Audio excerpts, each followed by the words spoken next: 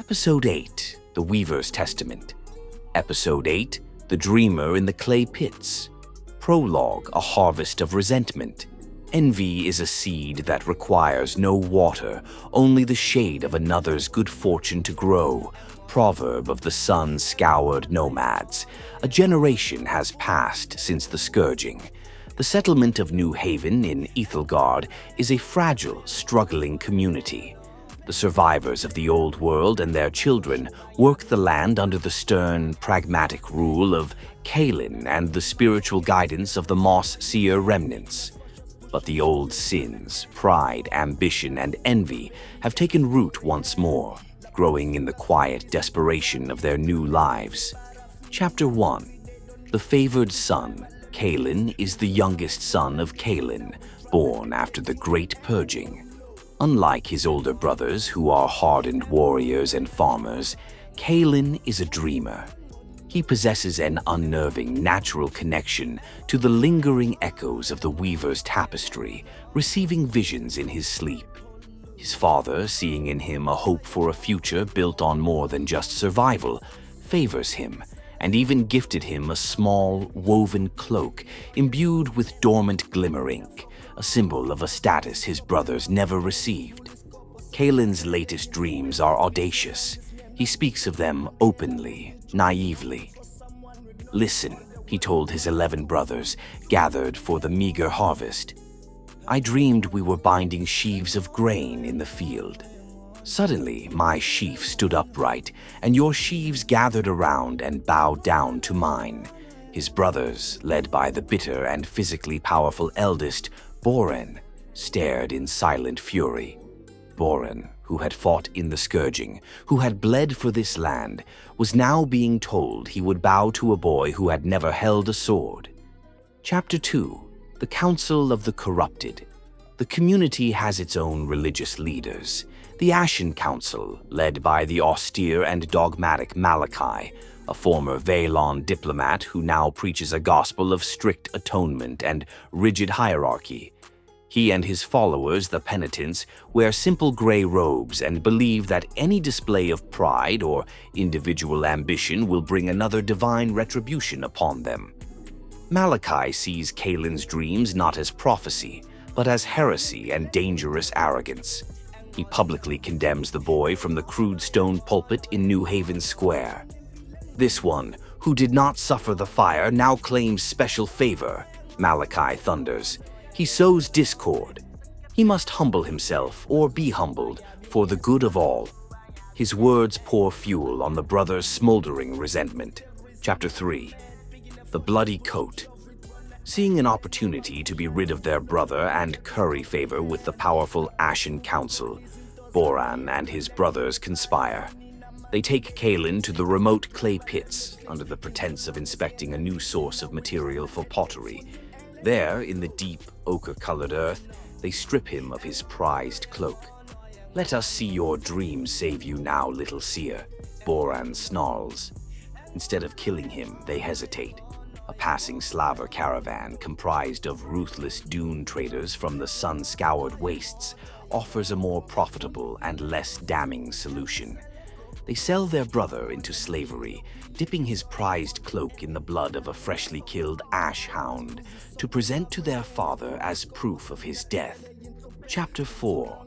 The Land of Dust and Stone. Caelan is taken far to the south, to the desert kingdom of Khar-Desh, a land of brutal sun and harsher masters. He is sold to Potiphar, a stern but just captain of the Pharaoh's royal guard. Caelan's intelligence and quiet diligence, so despised by his brothers, now become his salvation. He rises from a lowly slave to the overseer of Potiphar's entire household, for the weaver's favor seems to make all he touch prosper. Chapter 5. The Prophet's Lies. Caelan's success attracts more than just his master's gratitude. It attracts the attention of Zara, Potiphar's wife. When Caelan rejects her advances, citing loyalty to his master and his own moral code, she turns on him. Furious and humiliated, she tears her own robes and screams for the guards, accusing him of assault. He is thrown into the Pharaoh's dungeons, a place of darkness and despair. Yet, even here, his gift persists. He interprets the troubled dreams of his fellow prisoners, a disgraced royal cupbearer and a baker, with terrifying accuracy, foretelling one's restoration and the other's execution. He begs the cupbearer, "Remember me when you are restored." But the man, once freed, forgets. Chapter 6. The Pharaoh's Dream. Years pass. The Pharaoh of Khar-Desh is tormented by dreams he cannot understand. 7 lean, blighted cows devouring 7 fat, healthy ones. 7 withered heads of grain consuming 7 plump ones. His own seers and mystics, the sand scribes, are useless. It is then the cupbearer remembers the strange, gifted youth in the dungeon. Caelan is brought before the golden throne.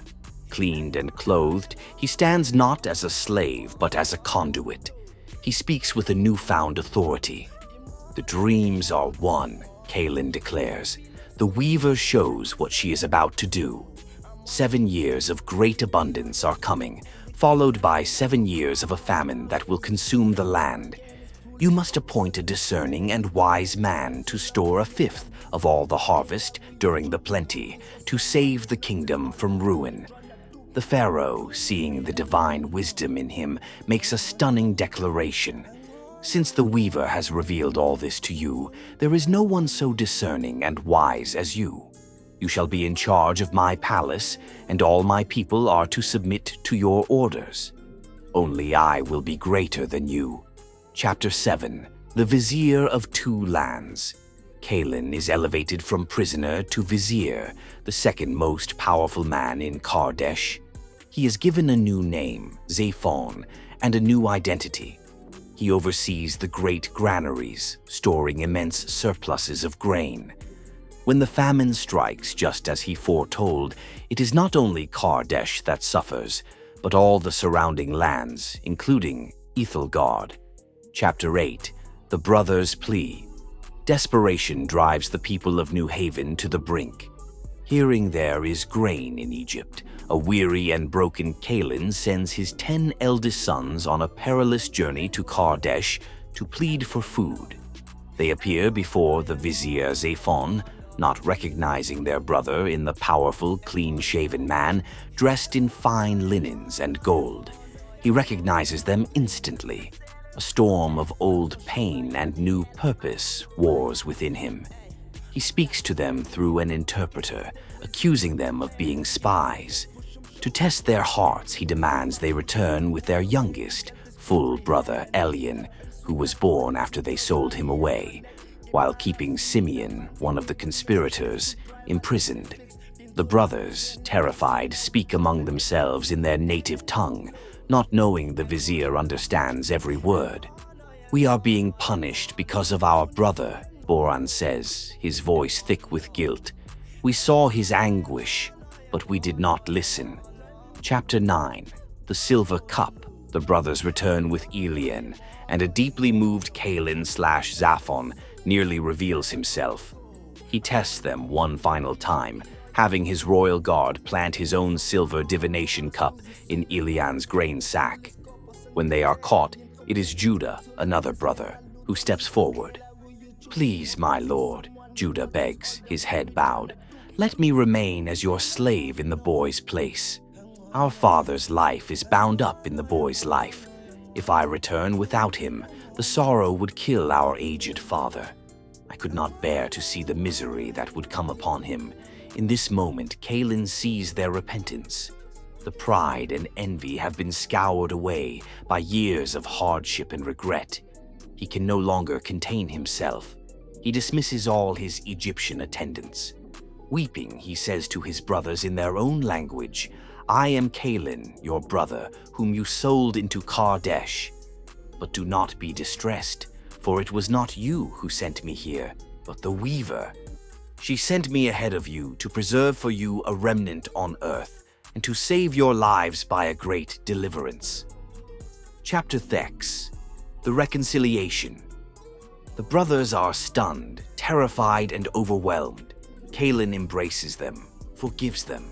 He summons his entire family, his father Caelan, all his brothers and their households, to come and live in the fertile region of Goshen in Khar-Desh, where he can provide for them and save them from the famine.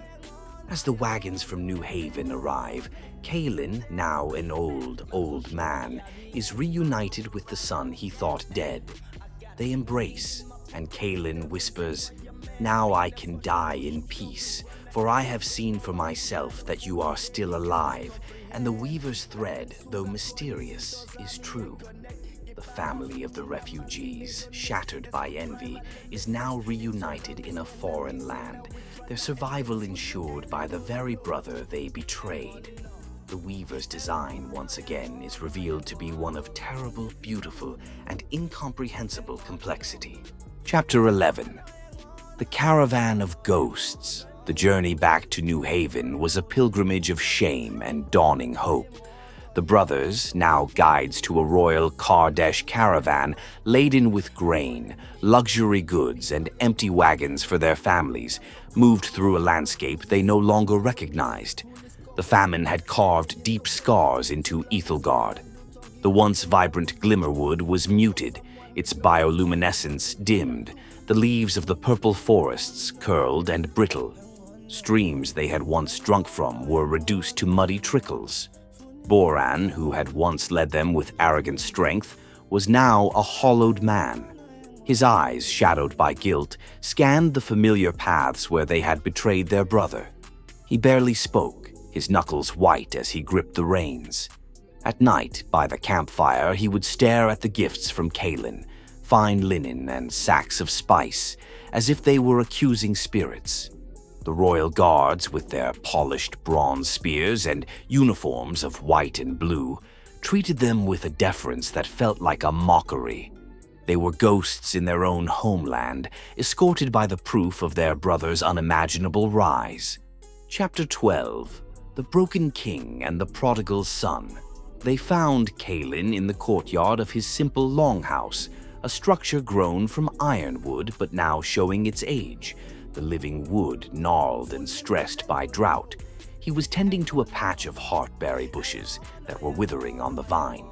His hands, once capable of guiding entire forests, trembling as he tried to coax life from the parched soil. He looked up as the strange caravan entered the gates of New Haven. His golden eyes, once fierce as a predator's, now clouded with exhaustion and grief. Judah stepped forward, his voice cracking. "Father, we have returned, and we bring impossible news."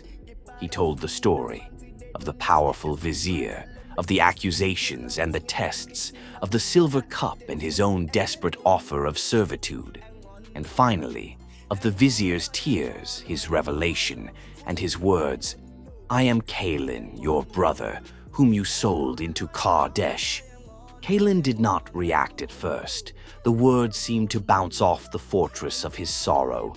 Then a tremor went through him. He looked at the faces of his sons, seeing the truth in their shattered expressions. He stumbled back, and for a terrifying moment they thought he would fall. A sound escaped his lips, not a cry, but a raw, disbelieving gasp, as if a stone that had been crushing his chest for 2 decades was suddenly lifted. "He lives?" The words were a ghost of a whisper. "My son, my dreamer, lives." The confirmation in his son's tear-streaked faces broke the dam. The unburned Duchess, the root warden, the stern leader of a broken people, wept uncontrollably, his shoulders shaking with 2 decades of pent-up grief and a sudden, overwhelming, impossible joy. "Enough," he finally rasped, his voice gaining a sliver of its old strength. "My son Caelan lives. I will go and see him before I die." Chapter 13. The Goshen Accord. The region of Goshen was a jewel in the crown of Khar-Desh. Nestled in the fertile delta of the great river Nil Sora, it was a land of lush green pastures and calm blue waters, a stark contrast to the sun-baked stone of the capital. When Caelan led his family into this promised land, the sight took their breath away. The reunion at the Vizier's palace was a spectacle of tears and laughter. Caelan, in his official regalia, descended from his chariot and ran to his father, disregarding all protocol. He embraced the old man, and they clung to each other, the powerful vizier and the weathered king of ashes, united by a bond that transcended titles and continents. Caelan then presented his family to the Pharaoh. The court, a sea of perfumed nobles and glittering jewels, looked on with a mixture of curiosity and disdain at these rough-clad, weary foreigners from a cursed land. But Caelan stood tall. "These are my family, great Pharaoh," he announced, his voice echoing in the marbled hall. "They are shepherds and stewards of the land, men of skill and honor. Let them settle in Goshen, for their ways are different, and their strengths lie in tending flocks and fields. They will be a blessing to your kingdom." The Pharaoh, indebted to his vizier, granted their request. Thus, the Goshen Accord was struck. The refugees were given the best of the land, not as slaves, but as honored guests, a protected people under the direct favor of the vizier. They traded their gray, penitent robes for the fine linen of Khar-Desh, and the sound of their strange language and songs once again filled the air, now mingling with the rhythms of the river. Chapter 14. The Blessing of the Twisted Staff. As the years passed in Goshen, Caelan felt the weight of his age. The vitality granted by the root heart was a distant memory. On his deathbed, surrounded by his 12 sons, he called them forward for a final blessing, a ritual that would shape the destiny of their people for generations. He started with the sons of the handmaids, giving them strong, practical blessings of fruitfulness and strength. But when the sons of his true wife came, the blessings became prophecies. To Boran, the eldest, he said, "You are my firstborn, the emblem of my strength. But you are as unstable as water, and you will not excel, for you violated my trust and sold your brother." Boran bowed his head, the curse of his father's words, a final, deserved punishment. But it was for Caelan that he reserved his most potent words. The old man struggled to sit up, his eyes blazing with their former fire. "Caelan," he whispered, "you are a fruitful vine planted by a spring, whose branches climb over the wall. The archers of envy attacked you, they shot at you and persecuted you. But your bow remained steady, your arms were made strong by the hands of the mighty weaver. From you, my son, shall come the shepherd, the stone of Ethelgard, to whom the scattered threads of our people will one day return." He took Caelan's staff, a simple piece of ironwood he had carried from Thornhold, and with a final, surprising burst of strength, he twisted it. The living wood did not break, but coiled into a spiral, a permanent symbol of a journey that was painful, twisted, but ultimately unbroken. He placed it in Caelan's hands and then breathed his last. The patriarch was dead, but the seed of a new nation was planted in the rich soil of a foreign land. Chapter 15. The Vizier's Oath. After a period of mourning, Caelan's brothers, their fear resurfacing now that their father was gone, came to him. They fell before him, offering to be his slaves. "Now that our father is dead, perhaps you will hate us and pay us back for all the wrongs we did," Judah said, his voice trembling. Caelan looked at them, not as the powerful vizier, but as their brother. The pain was still there, a faint scar on his soul, but it was no longer a bleeding wound. "Do not be afraid," he said, his voice gentle but firm. "Am I in the place of the weaver? You intended to harm me, but she intended it for good, to accomplish what is now being done, the saving of many lives. So then, don't be afraid. I will provide for you and your children." And he reassured them and spoke kindly to them, forging a new bond, not of blood alone, but of hard-won forgiveness and a shared destiny. He made them swear an oath that when the time was right, when the weaver's pattern called for it, they would carry his bones and the twisted staff out of Khar-Desh and back to the land promised to their father. For Caelan, in all his power and glory, knew in his heart that Khar-Desh was a refuge, not a home. Their story was inextricably linked to Ethelgard, and the final chapter of their exile was yet to be written. The stage was set for a return, generations in the making.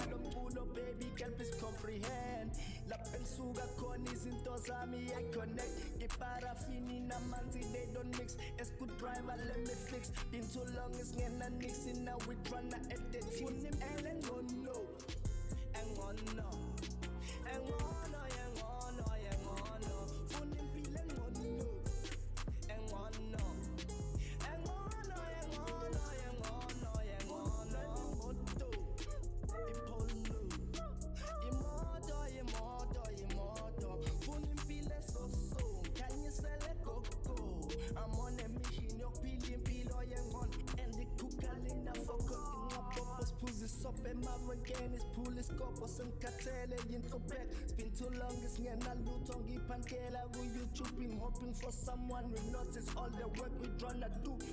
Full in pile ngono, ngono, ngono, ngono.